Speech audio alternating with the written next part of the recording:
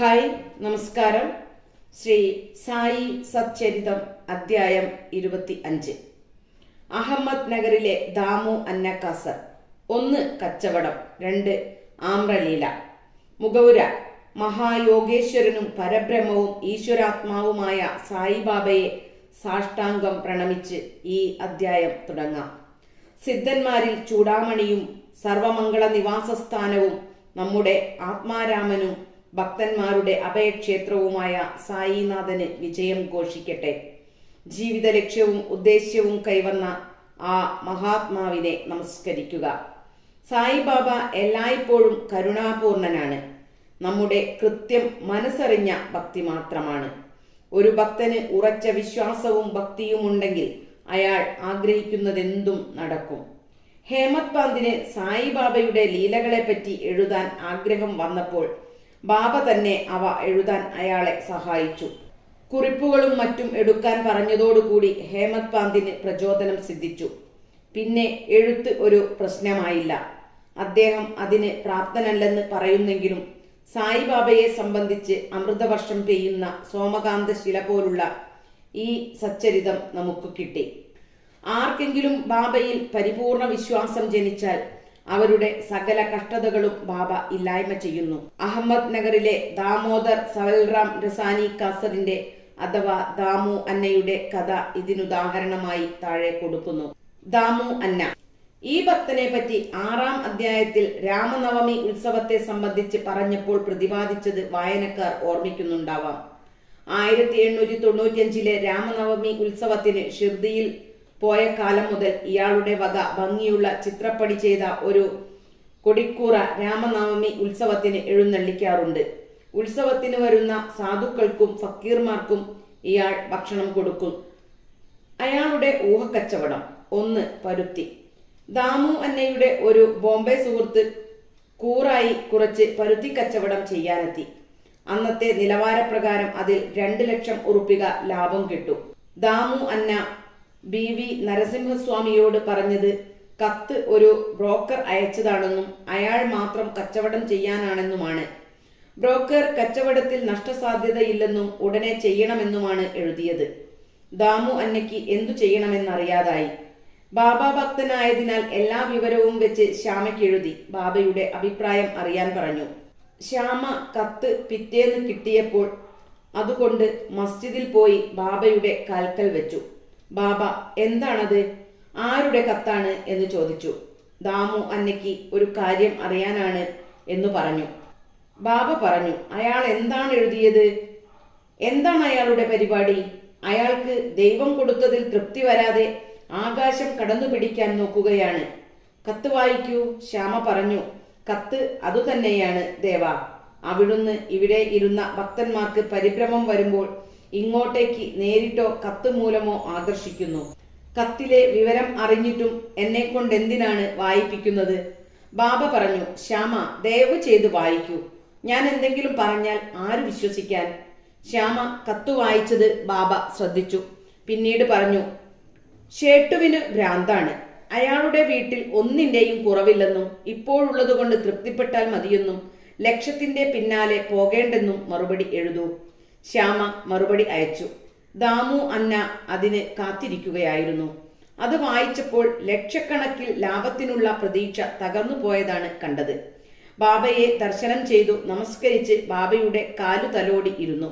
ബാബയോട് നേരിട്ട് ചോദിക്കാൻ ധൈര്യം പോരാഞ്ഞ് ബാബ സമ്മതിക്കുന്ന പക്ഷം ലാഭത്തിൽ ഒരു പങ്ക് ബാബയ്ക്ക് കൊടുക്കണമെന്ന് മനസ്സിൽ വിചാരിച്ചു. ബാബയിൽ നിന്ന് ഒന്നും മറച്ചു വെക്കാൻ സാധ്യമല്ലല്ലോ. ഭൂതം, ഭാവി, വർത്തമാനം മുഴുവൻ അദ്ദേഹത്തിന് കരതലാമലകം പോലെയല്ലേ. കുട്ടി മിഠായി ചോദിക്കുമ്പോൾ അമ്മ കയ്പ് മരുന്ന് കൊടുക്കുന്നു. ആദ്യത്തേത് ആരോഗ്യം നശിപ്പിക്കും, രണ്ടാമത്തേത് നന്നാക്കും. അതുപ്രകാരം ബാബ ദാമു അന്നയുടെ മനസ്സിലെ കാര്യം അറിഞ്ഞ് ഇപ്രകാരം പറഞ്ഞു, ബാപ്പു, എന്നെ ഇമ്മാതിരി ലാഭം വീതിക്കലും മറ്റുമായ ലൗകികത്തിലേക്ക് വലിച്ചിഴക്കേണ്ട. ബാബയുടെ ഇംഗിതം അറിഞ്ഞ് ദാമു അന്ന ആ കച്ചവടം വേണ്ടെന്നു വെച്ചു. 2 ധാന്യക്കച്ചവടം. പിന്നീട് അയാൾ ധാന്യങ്ങൾ, അരി, ഗോതമ്പ് മുതലായവയുടെ കച്ചവടം ചെയ്യാൻ ആലോചിച്ചു. ഇതും ബാബ മനസ്സിലാക്കി പറഞ്ഞു, നീ ഉറുപ്പികയ്ക്ക് 5 സേറ് വാങ്ങി 7 സേറ് വിൽക്കേണ്ടി വരും. അതുകൊണ്ട് അതും വേണ്ടെന്ന് വെച്ചു. കുറച്ചു ദിവസങ്ങൾ കൂടി ധാന്യവില സ്ഥിരമായി നിന്നെങ്കിലും ഒരു മാസത്തിനിടയ്ക്ക് നല്ല മഴ പെയ്തതിനാൽ ധാന്യങ്ങൾക്ക് വിലയിടിഞ്ഞു. ധാന്യം സ്റ്റോക്ക് ചെയ്തവർക്ക് വമ്പിച്ച നഷ്ടം പറ്റി. ദാമു അന്നയെ നഷ്ടത്തിൽ നിന്ന് രക്ഷിച്ചു. ബ്രോക്കർ മറ്റൊരു കച്ചവടക്കാരന് പരുത്തി കച്ചവടം ചെയ്തു കൊടുത്തത് വമ്പിച്ച നഷ്ടത്തിൽ കലാശിച്ചു. അങ്ങനെ രണ്ടു ദുരന്തങ്ങളിൽ നിന്ന് തന്നെ രക്ഷിച്ച ബാബയുടെ ഒരു അടിയുറച്ച വിശ്വാസിയായ ദാമു അന്ന മഹാസമാധി വരെയും അതിനുശേഷവും ഭക്തനായി തന്നെ തുടർന്നു. ആമ്രലീല അഥവാ മാങ്ങയുടെ അതിശയം. ഒരിക്കൽ 300 നല്ല മാങ്ങയടങ്ങുന്ന പാഴ്സൽ ഷിർദിയിൽ കിട്ടി.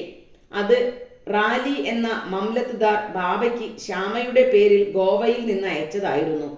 പാഴ്സൽ തുറന്നപ്പോൾ എല്ലാ മാങ്ങയും നല്ല പാകം വന്നിരിക്കുന്നു.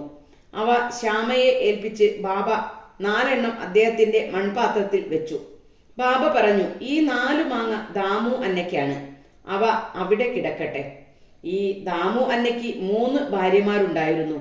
അയാൾ പറഞ്ഞത് 2 ഭാര്യമാരെന്നാണ്. കുട്ടികളില്ലായിരുന്നു.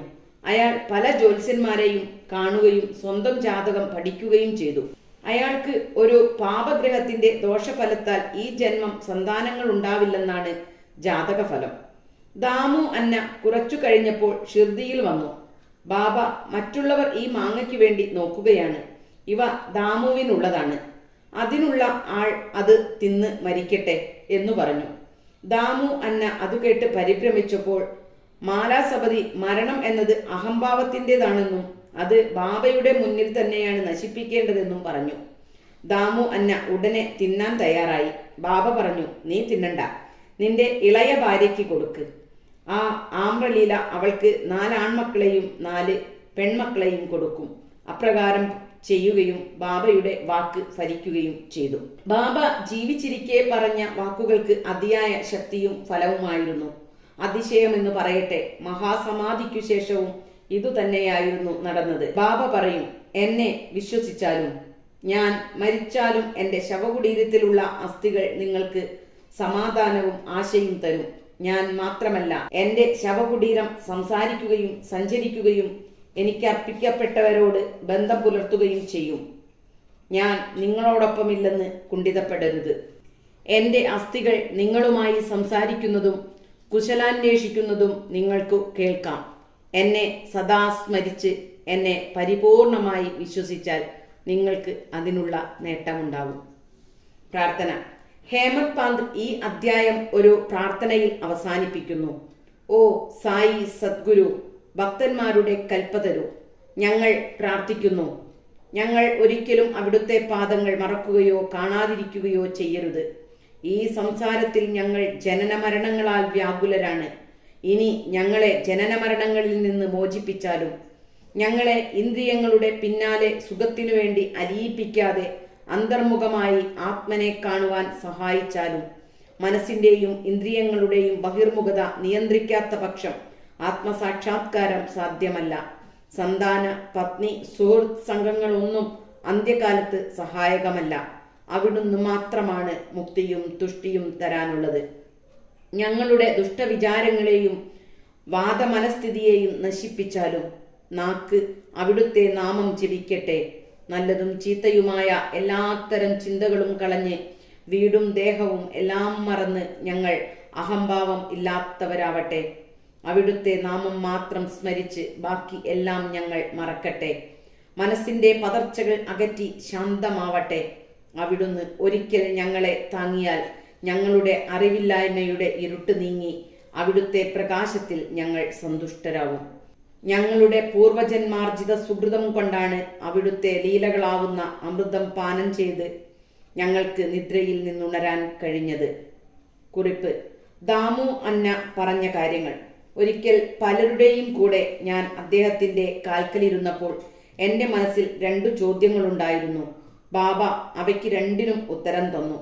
1. പലരും സായിബാബയുടെ അരികെ കൂട്ടം കൂട്ടമായി വരുന്നു. അവർക്കെല്ലാം നേട്ടമുണ്ടാവുന്നുണ്ടോ? ഇന്ന് ഒരിക്കൽ ബാബ വാക്കാൽ മറുപടി പറഞ്ഞു. ആ മാവ് പൂത്ത് നിൽക്കുന്നത് കണ്ടില്ലേ? എല്ലാ പൂക്കളും കായയായാൽ എത്രമാത്രം മാങ്ങയുണ്ടാവും. പക്ഷേ അതുണ്ടാവുന്നുണ്ടോ? പലതും പൂവായും കുരുന്നായും മൂക്കാതെയും കൊഴിഞ്ഞു വീഴുന്നു, കാറ്റടിച്ചും വീഴുന്നു. വളരെ കുറച്ചു മാത്രം പൂർണ്ണ വളർച്ച എത്തുന്നു. രണ്ടാമത്തെ ചോദ്യം എന്നെപ്പറ്റി തന്നെ ആയിരുന്നു. ബാബ ഇല്ലാതാവുമ്പോൾ ഞാൻ എന്തു ചെയ്യും? ഇതിന് ബാബ പറഞ്ഞത്, എപ്പോൾ എവിടെ വെച്ചും ഞാൻ സ്മരിച്ചാൽ അദ്ദേഹം കൂടെയുണ്ടാവുമെന്നാണ്. ആ വാക്തത്വം 1918 മുമ്പും 1918 മഹാസമാധിക്കു ശേഷവും ബാബ പരിപാലിക്കുന്നു. അദ്ദേഹം ഇപ്പോഴും എൻ്റെ കൂടെയുണ്ട്. ഇപ്പോഴും അദ്ദേഹം എന്നെ നയിക്കുന്നു. ഈ പറഞ്ഞത് 1910-11 കാലത്ത് സഹോദരന്മാർ വേർപ്പെടുകയും എൻ്റെ സഹോദരി മരിക്കുകയും ചെയ്തപ്പോഴാണ്. അന്ന് ഒരു കളവും പോലീസ് അന്വേഷണവും എല്ലാം ഉണ്ടായി. ഞാനാകെ മാനസികമായി തളർന്നിരുന്നു.